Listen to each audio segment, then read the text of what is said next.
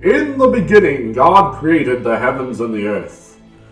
So it says in the first verse of the first chapter of the first book of the Bible, Genesis. That chapter and the preceding one then go on to describe how God created the world in 6 days and rested on the seventh. Is this account entirely accurate, however? There are some who have pointed out apparent contradictions and inaccuracies in the text.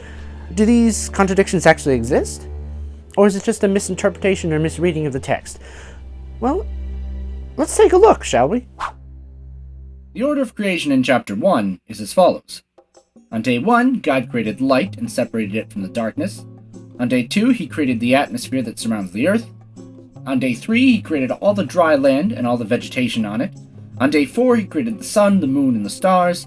On day 5, he created all the creatures of the sea and all the creatures of the air. On day 6, he created all the creatures of the land and humans. However, chapter 2, some say, seems to tell an entirely different story.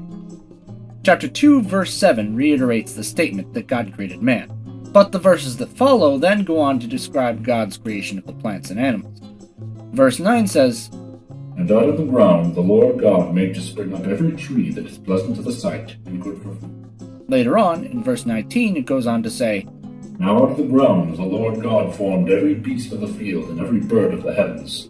Reading these verses can at first make it appear that the chapter is describing the creation of plants and animal life after the creation of man. However, many scholars believe that this is simply a translation issue.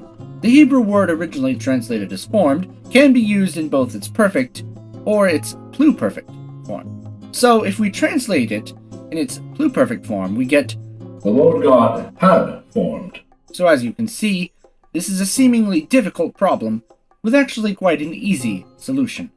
Now, before I go, there's just one other controversy I would like to discuss. Some people assert that while chapter 1 says that Adam and Eve were created on the same day, chapter 2 says they were created on different days. This is not actually what it says at all. It just says they were created at different times. There's a difference.